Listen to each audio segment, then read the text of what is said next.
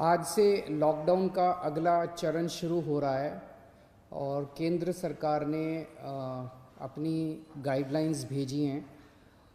केंद्र सरकार की गाइडलाइंस के मुताबिक जो केंद्र सरकार ने उसमें ढील देने के निर्णय लिए हैं, उसके मुताबिक दिल्ली सरकार ने ये निर्णय लिए हैं।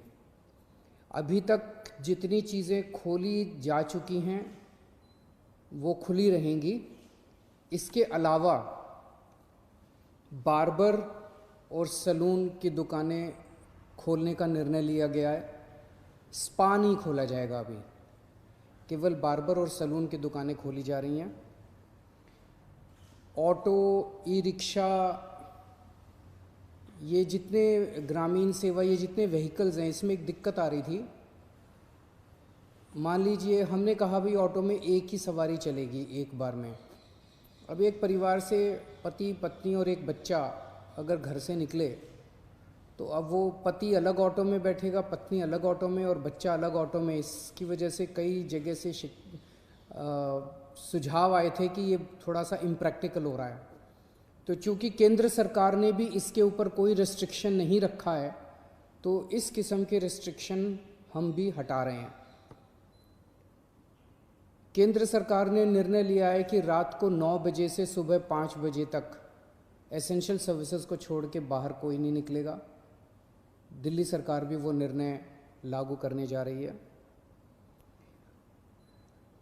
अभी तक ये था कि 4 व्हीलर्स में केवल ड्राइवर के अलावा 2 लोग बैठेंगे और स्कूटर पे पीछे कोई सवारी नहीं बैठेगी, लेकिन केंद्र सरकार ने अब इस को हटा दिया है, इस कंडीशन को।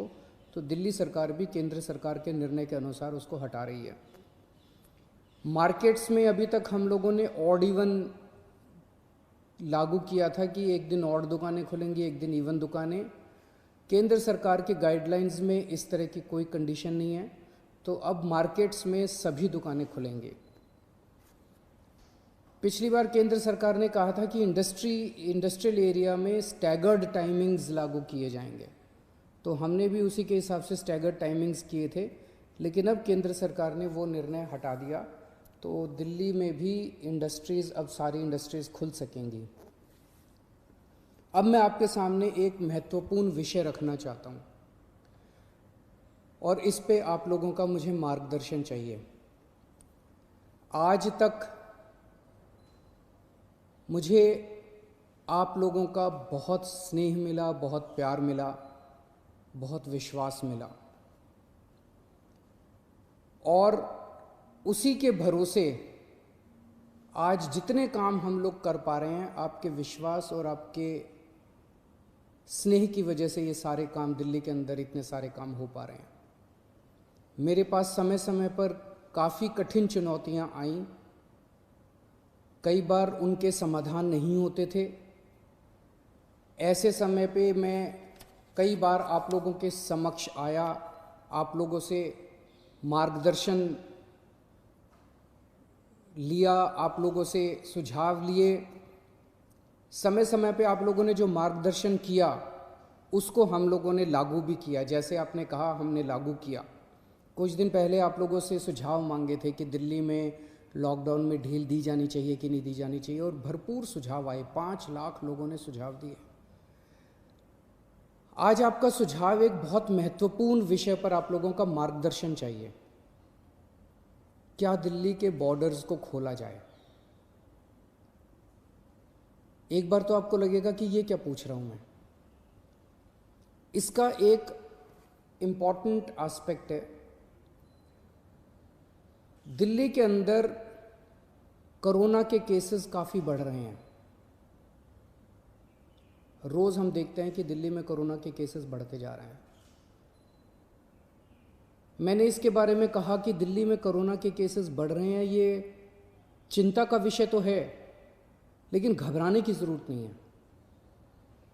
ये मैं इसलिए कह पाया क्योंकि दिल्ली के अंदर पिछले 5 सालों में आपकी सरकार ने दिल्ली के अस्पतालों में और स्वास्थ्य सेवाओं में खूब पैसा इन्वेस्ट किया है। खूब नए अस्पताल खोले, खूब नए बेड्स बनाए, खूब सारे आईसीयू खोले, खूब सारे मोहल्ला क्लिनिक बनाए, सारा इलाज मुफ्त कर दिया लोगों के लिए। पिछले 5 सालों के अंदर दिल्ली के अंदर अभूतपूर्व विकास हुआ है दिल्ली की स्वास्थ्य सेवाओं में। आज उसी की वजह से, जब कोरोना की महामारी की वजह से देश के और दुनिया के कई हिस्सों के अंदर उनकी स्वास्थ्य सेवाएं बिल्कुल ध्वस्त हो गई, कोलैप्स कर गई, आज दिल्ली में बढ़ते हुए केसेस के बावजूद आपका मुख्यमंत्री आपको विश्वास दिलाता है कि अगर आपके घर में कोरोना हो गया तो चिंता मत करना, आपके लिए बेड है, हमने आपके लिए बेड का इंतजाम कर लिया है। पिछले हफ्ते जब मैंने आप लोगों से बात की थी, अभी कुछ दिन पहले, मैंने आपको कहा था कि आज की, उस दिन मैंने कहा था 3-4 दिन पहले कि आज की डेट में दिल्ली में 2100 मरीज हैं, लेकिन 6600 बेड का इंतजाम है। और ये 9,500, 5 जून तक 9,500 बेड्स का इंतजाम हो जाएगा, 9,500 बेड्स। जबकि आज की डेट में मेरे ख्याल से 2300-2400 पेशेंट्स हैं आज। तो 2300-2400 पेशेंट्स के अगेंस्ट में हमारे 9,500 बेड्स का इंतजाम होगा। ये कौन से अस्पताल में कितने बेड खाली हैं, कितने वेंटिलेटर खाली हैं, एक तो है कि मैं वैसे ही हवा में बात कर लूँ, लेकिन अब आपको ऐप के ज़रिए भी ये पता चल जाएगा। ऐप तैयार हो चुका है, उसको कल लॉन्च कर रहे हैं, कल सुबह उसको लॉन्च करेंगे। आप उस ऐप को डाउनलोड कर लेना और आपको पता चल जाएगा कि किस अस्पताल के अंदर कितने बेड खाली हैं। और अगर आपके घर में कोरोना हो तो आप वहाँ जा सकते हैं। लेकिन अगर हमने बॉर्डर्स खोल दिए तो पूरे देश भर से लोग दिल्ली इलाज कराने के लिए आते हैं। क्यों आते हैं? 2 कारणों से दिल्ली आते हैं। एक कारण कि दिल्ली की स्वास्थ्य सेवाएं आज पूरे देश में किसी भी राज्य से या किसी भी शहर से सबसे ज़्यादा अच्छी हैं। पूरे देश में सबसे अच्छी स्वास्थ्य सेवाएं आपको दिल्ली में मिलती हैं, तो पूरे देश भर से लोग इलाज कराने आते हैं। और दूसरा कि दिल्ली के अंदर सरकारी अस्पतालों में सब कुछ मुफ्त है। आपका 10 लाख रुपए का भी अगर कोई ऑपरेशन होगा तो वो भी मुफ्त है। तो पूरे देश भर से लोग यहाँ इलाज कराने आते हैं। जैसे हम बॉर्डर्स खोलेंगे, देश भर से लोग अपना इलाज कराने के लिए दिल्ली में आएंगे। जो आज मैं आपको कह रहा हूँ कि 9,500 बेड्स हम लोगों ने आपके लिए रखे हुए हैं अगर कोरोना हो जाता है, जबकि आज दिल्ली में केवल 2300 पेशेंट्स हैं। ये बेड्स तो 2 दिन के अंदर भर जाएंगे अगर पूरे देश भर से लोग दिल्ली के अंदर आ गए तो। हमें क्या करना चाहिए? क्या बॉर्डर्स खोलने चाहिए या नहीं खोलने चाहिए? कुछ लोगों का कहना है बॉर्डर्स खोल देने चाहिए, लेकिन दिल्ली के अस्पतालों को केवल दिल्ली के लोगों के लिए, दिल्ली में रहने वाले लोगों के लिए, दिल्ली के लोगों, दिल्ली में जो लोग रह रहे हैं उनके लिए, उनके इलाज के लिए दिल्ली के अस्पतालों को इस्तेमाल किया जाए, उनके लिए रिजर्व किया जाए। लेकिन दिल्ली तो दिल वालों की है, दिल्ली तो सबकी है, दिल्ली तो देश की राजधानी है। दिल्ली तो केरला वालों की भी है, तमिलनाडु वालों की भी है, यूपी वालों की भी है, बिहार वालों की भी है, झारखंड वालों की भी है, महाराष्ट्र वालों की भी है। दिल्ली तो आज तक सबका इलाज करती आई है, फिर दिल्ली मना कैसे कर सकती है किसी का इलाज करने के लिए? तो कुछ लोगों का सुझाव है कि जब तक कोरोना है तब तक के लिए कम से कम दिल्ली के अस्पतालों में केवल दिल्ली में रहने वाले लोगों का इलाज होना चाहिए। क्या होना चाहिए? बहुत सारे सुझाव हैं। मुझे आपसे मार्गदर्शन चाहिए और हमें क्या करना चाहिए। आप हमें इस बारे में सुझाव भेजें। शुक्रवार को 5 बजे तक आपके सुझावों का इंतज़ार रहेगा। आप मुझे अपने सुझाव व्हाट्सएप कर सकते हैं। व्हाट्सएप नंबर है 8800007722। व्हाट्सएप नंबर है 8800007722। ईमेल है delhi.cm.suggestions@gmail.com। ईमेल है delhi.cm.suggestions@gmail.com।